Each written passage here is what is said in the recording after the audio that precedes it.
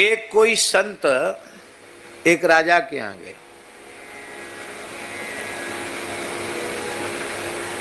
उन्होंने राजा के सामने प्रस्ताव रखा कि या तो 12 वर्ष के लिए आप अपना राज्य हमको दे दो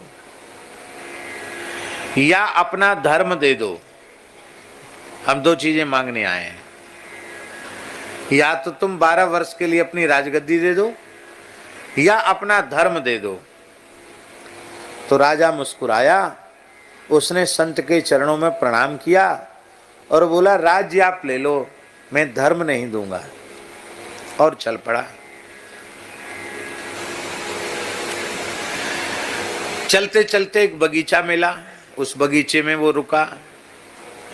उस बगीचे में देखा कि एक स्त्री है, वो बहुत सुंदरी है, रो रही है, और उस स्त्री के सामने एक घोड़ा है, बड़ा सुंदर घोड़ा है, उस पर बढ़िया जीन कसी हुई है। जीन जानते हो ना, घोड़ा की पीठ पर जो जीन कसी जाती है, जीन कसी हुई है। राजा ने कहा कि देवी तुम क्यों रो रही हो, तुम कौन हो? उस देवी ने कहा कि संसार में मेरा कोई नहीं है, मैं इस निर्जन वन में अकेली पड़ी हुई हूं, ये घोड़ा मेरा है। आप धर्मात्मा पुरुष मालूम पड़ते हैं, आप मुझे अपना आश्रय दे दो। राजा को दया आ गई, राजा ने उस स्त्री को आश्रय दे दिया। अब आश्रय देने वाले की सब भरण पोषण सब व्यवस्था करनी चाहिए। तो घोड़ा जीन कसा तो तैयार था ही, राजा घोड़े पर बैठा, उस स्त्री को घोड़े पर बिठाया और शहर में गया। बोले यहाँ रहो। बोले कहाँ रहेंगे, किसके घर में रहेंगे?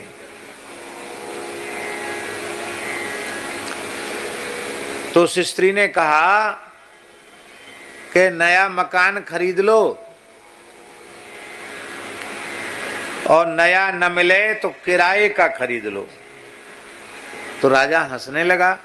उसने कहा, महाराज मैं तो अपना संपूर्ण राज्य देकर एक साधु को चला आया हूँ, मेरे पास फूटी कौड़ी भी नहीं है, न तो मैं खरीद सकता हूँ और न मैं किराए से ले सकता हूँ। तब उस स्त्री ने झोली से 10 सोने की मोहरें निकाल करके दे दी। अब स्वर्ण मोहर तो, सोने की मोहर तो आज भी कीमती होती होगी। 10 मोहर की कीमत कितनी होगी?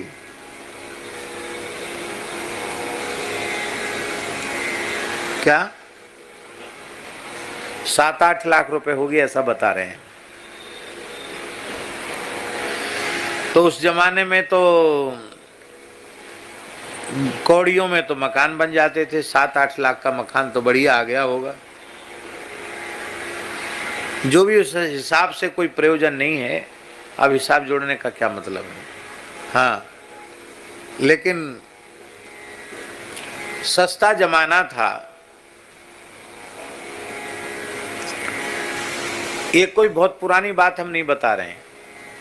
हमारे खाक चौक में भंडारा होता था, राकेश जी, पहाड़ी बाबा के समय, गुरुदेव के समय, पुरानी बात है।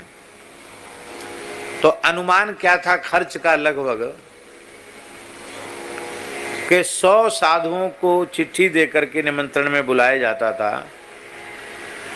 तो 10-10 रुपए दक्षिणा सहित 5000 रुपए में 100 साधुओं का बढ़िया देसी गाय के घी का भंडारा, सुंदर भंडारा रसोई 5000 में संपन्न हो जाता था।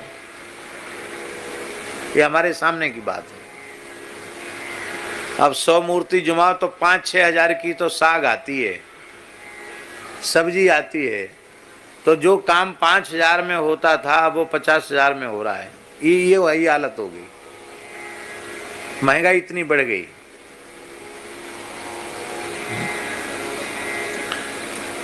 आजकल वृंदावन में इतनी भूमि महंगी हो गई। रुक्मिणी विहार सुना है? वृंदावन में शुरुआत में 50 रुपए गज में भूमि थी। वहां कितना? 50 रुपए गज में कोई लेने वाला नहीं था।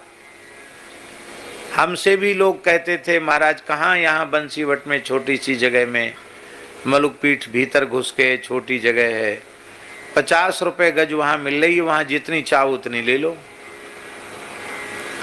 कोई सोचता ही नहीं था कि वहां ऐसा हो जाएगा। आज वहां 1 लाख रुपए गज जगह है, जहां 50 रुपए गज। ये हमारे सामने की बात है, कोई 100-200 साल पुरानी बात थोड़ी बता रहे हैं आपको। इतना अंतर आ गया। तो 10 मोहरें तो कम नहीं थी, 10 मोहरों में बढ़िया मकान मिल गया और राजा वहां प्रेम से रहने लग गया।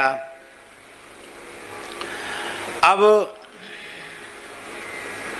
उस स्त्री ने कहा कि खाली मकान से थोड़ी काम चलेगा, रोज का भी तो रोजी रोटी चाहिए।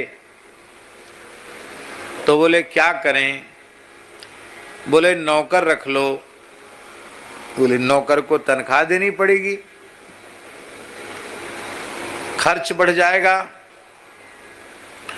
तो बोले यहाँ का जो राजा है ना, वो दूसरे राज्य में चला गया था, अपना राज्य तो छोड़ दिया। तो यहाँ का जो राजा है, यहाँ के राजा की कचहरी जो है न्यायालय, उसमें तुम चले जाया करो। तो बुद्धिमान हो, जानते हो फैसले देना, तो वहाँ सलाह देने का काम किया करो, उससे कुछ पैसा तुमको मिल जाएगा, उससे गुजारा चलेगा। अब वो जाकर वहाँ सलाह देने लग गया। अब तो बहुत जल्दी जल्दी पुराने जटिल जो केस थे वो भी सुलझने लग गए और उत्तम से उत्तम न्याय होने लग गया।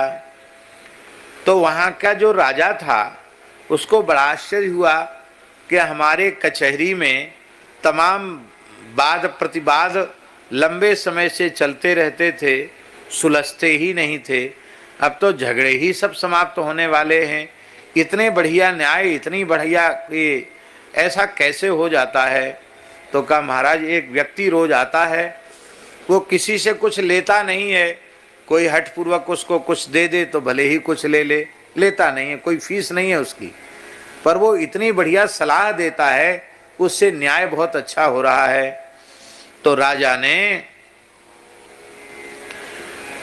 उस व्यक्ति को, उस राजा को बुलाया और बुला करके बोले हमारे कोई पुत्र नहीं है, हम तो इसी चिंता में थे कि योग्य उत्तराधिकारी कहाँ मिले, इतना न्यायवादी व्यक्ति कहाँ मिलेगा। उसने ब्राह्मणों को बुलाकर उसके मस्तक पर मुकुट धर दिया और बोले तुम ही अब यहाँ के राजा हो, मैं तो वन में भजन करने जाऊंगा। वो राजा तपस्या करने चला गया। अब उस स्त्री ने कहा कि देखो अब राजा बन गए हो तो कुछ काम करो। तो उसने कहा कि क्या काम करूं? बोले पूरे नगर को पहले सुंदर भोजन कराओ, न्योता दिलाओ। तो राजा ने तुरंत आदेशित कर दिया कि पूरे नगर का कल नगर भोज है, धुआं बंद भंडारा। हमारे ब्रिज में बोलते हैं धुआं बंद। जमुना पल्ली पार के गामन में पूरे गांव का झरा होता है तो बोलते धुआं बंद भंडारा। एक गांव में हम गए, जमुना पल्ली पार अपनो स्थान है खाक चौक का, राधा गोपाल मंदिर रुदायन में। तो पहली बार जब गए तो वहाँ मंदिर की घंटी लेके ब्रजवासी बालक टन टन टन घंटी बजावे, सुनो सुनो भैया सुनो, कल यहाँ गांव में राधा गोपाल जी के यहाँ धुआं बंद भंडारा है। भैया धुआं बंद भंडारा क्या चीज़ होती है? हमने पूछा गांव के लोगों से, बोले बाबा पूरे गांव को धुआं बंद है, याई को धुआं बंद भंडारो कहें। कल काऊ के घर में चूल्हो नहीं चेते गो, सब यहीं प्रसाद पावेंगे, याई को कहें धुआं बंद भंडारो। तो राजा ने धुआं बंद भंडारा का न्योता दे दिया। अब पूरा नगर आकर के अपने अपनी व्यवस्था अवस्था के अनुसार बैठ करके सब प्रसाद पाने लग गए। राजा को बड़ा आश्चर्य हुआ कि देवता लोग परोस रहे, इंद्र कुबेर वरुण ये सब परोसने में लगे हुए हैं, आतिथ्य कर रहे हैं। तो राजा को बड़ा भारी आश्चर्य हुआ। राजा पहचान गए तो सब देवता हैं। जैसे ही निकट गया देवता अंतर्धान हो गए।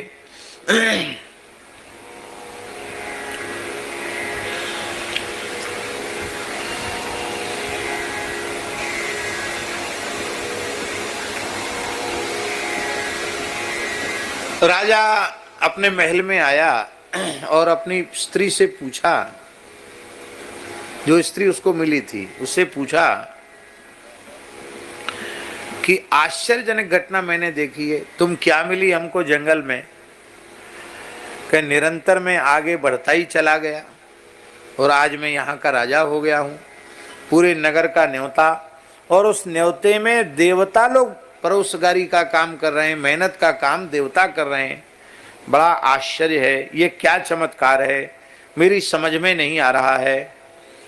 उस स्त्री ने कहा कि आपने किसी साधु बाबा को राज्य दिया था, उसका समय पूरा हुआ कि नहीं हुआ? तो राजा ने कहा आज 12 साल पूरे हो रहे हैं, बस एक दिन है, आज शाम तक 12 साल पूरे हो जाएंगे। तो इसलिए जाओ, आज तुम्हारा समय पूरा है, अब तुम घोड़े पर चढ़ के भी जाओगे तो शाम तुमको हो जाएगी, तो तुमने जो अवधि दी थी वो पूरी हो जाएगी, तुम अपना राज्य वापस ले लेना। यह सुन करके राजा ने कहा कि मैं अब घर नहीं जा सकता। क्यों? बोले इसलिए नहीं जा सकता क्योंकि मैंने तुमको आश्रय दिया है, तुमसे बिना पूछे तुमको छोड़कर मैं नहीं जा सकता। तो वह स्त्री बड़ी जोर से खिलखिलाकर हंसी और हंसकर उसने कहा कि अरे तुम मुझे स्त्री समझ रहे हो?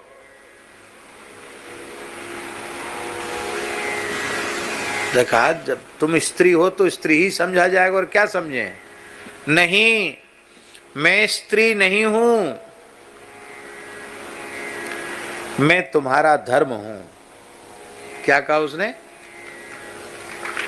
मैं स्त्री नहीं हूं, मैं तुम्हारा धर्म हूं और तुम्हारी परीक्षा ले। तुमने धर्म को नहीं छोड़ा तो राज धर्म, जब तुमने राज धर्म को नहीं छोड़ा तो राज लक्ष्मी ने भी तुमको छोड़ा नहीं। व्यक्ति धर्म को छोड़ देगा तो लक्ष्मी जी भी इसको छोड़ देगी, और व्यक्ति धर्म को पकड़ के रखेगा तो लक्ष्मी तो धर्म के ही पास रहकर शोभा देती है। धर्मनिष्ठ व्यक्ति के पास शोभा होती लक्ष्मी की। जिम सुख संपत्ति बिनहि बुलाए, धर्मशील पहि जाए सुहाए। इसका अर्थ ये नहीं है कि धर्मशील जो नहीं है उनके पास धन नहीं होता, उनके पास भी धन होता है, पर धर्मशील पहि जाए सुहाए। शोभायमान धर्मशील व्यक्तियों के पास ही धन होता है। जो धर्मशील नहीं होते उनका धन न उनके काम आवे न उनके परिवार के काम आवे, उनमें तमाम तरह के दोष दुर्गुण पैदा करके कुल खानदान सहित नरक ले जाने के लिए धन आता है उनके पास। धर्मनिष्ठ व्यक्तियों के पास जो धन आता है वो सेवा के लिए आता है, धर्म लाभ के लिए आता है। ये समझा कर वह स्त्री अंतर्धान हो गई और राजा ने देखा कि मैं तो अपने सिंहासन पर बैठा हुआ हूँ। बोलो भक्तवत्सल भगवान की जय। इसी को कहते धर्मो रक्षति रक्षिता। जो धर्म की रक्षा करता है धर्म उसकी रक्षा करता है। मनुष्य सब कुछ त्याग दे पर उसे अपना धर्म त्यागना नहीं चाहिए।